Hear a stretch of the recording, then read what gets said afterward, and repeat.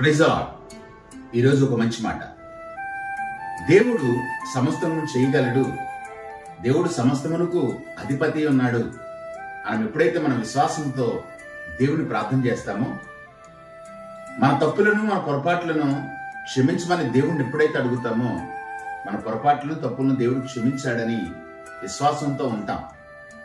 కానీ దేవుడు నీ విశ్వాసమును ఇంకా పరీక్షించడానికి నువ్వు అనేక మంది కోసం, అనేక జనుల కోసం రోధించాలని ఇష్టపడుతూ ఉంటాడు.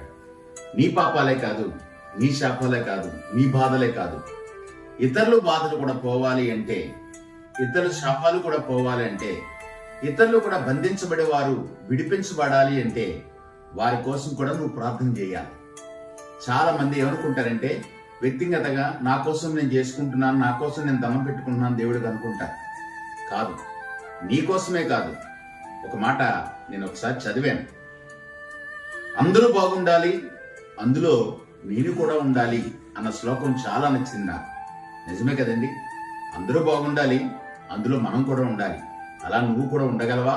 నువ్వు ఉండాలి అంటే నువ్వు ప్రార్థన చేయాలి.